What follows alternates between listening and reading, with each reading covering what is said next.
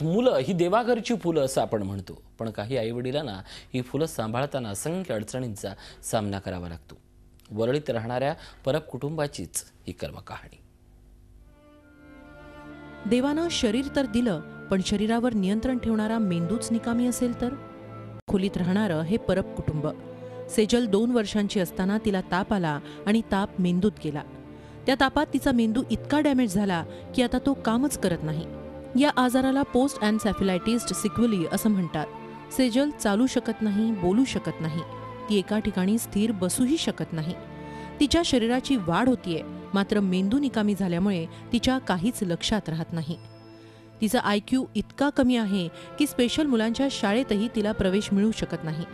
गेल्या 4.5 वर्षांपासून KEM आणि कोकिळाबेन रुग्णालयात सेजलवर उपचार सुरू आहेत। सेजलचा हा आजार अत्यंत दुर्मिळ असल्याचं डॉक्टर सांगतात। मेंदूला जरा नुकसान होते आणि हामुळे ते जे शिकवली आहेत त्यांचे म्हणजे माइलस्टोन्स आहेत, त्यांचे जे डेव्हलपमेंट आहेत ते स्थिर झाले आहेत आणि जे शिकवली असते ते पण ते विसरून गेली आहेत। म्हणून त्यांना जे चालत होती ते सगळे आता विसरून गेले। आता ते नुसतं बसू शकते आणि त्यानंतर त्यांना परत फिट येण्याचे लक्षण पण होऊ शकते। ते फिट आपण मेडिसिन्स देऊ त्यांना काबूमध्ये ठेवू शकते। सेजलचे वडील कृष्णा परब मंदिरात साफसफाईचं काम करतात। वेळ मिळेल तसं कुरिअर पोहोचवण्याचं कामही करतात। सेजलला सांभाळण्यासाठी 2 व्यक्ती गरजेच्या असल्यामुळे सेजलच्या वडिलांना पूर्ण वेळ काम करता येत नाही। सेजलची आई संजना परब या आपल्या मुलीला दिवस रात्र फुलाप्रमाणे जपतायत। तिच्या उपचाराच्या खर्चासाठी त्यांनी मंगळसूत्रासह आपले सोन्याचे सर्व दागिने विकलेत।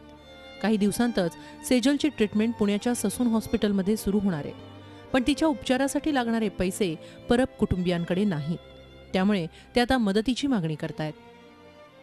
पुण्याचे एक डॉक्टर आहेत, ते म्हणतात की मी 6 ते 7 महिन्यामध्ये तिला 100% नाही तर 90% मी तिला यशस्वी करू शकते। शक्यतो तिची परिस्थिती बघून लोकांनी आम्हाला योग्य ते सहकार्य करावं। जर बाहेरच्यांना बोलवलं तरच मी पाणी प्यायला जाऊ शकते, नाही तर इतर वेळेला नाही, पाणी पण नाही पिऊ शकत। जोपर्यंत ती चांगली होत नाही तोपर्यंत थोडा पैसे लागेल तेवढीच आम्हाला मदत करावी, एवढंच आम्ही अपेक्षा करतोय। सेजलसारखी अशी अनेक मुलं आहेत ज्यांना गंभीर आजारांनी ग्रासलंय। त्यांचे पालक असंख्य अडचणींवर मात करत त्यांना सांभाळतायत, पण त्यांना समाजाकडून मदतीचा हात हवाय।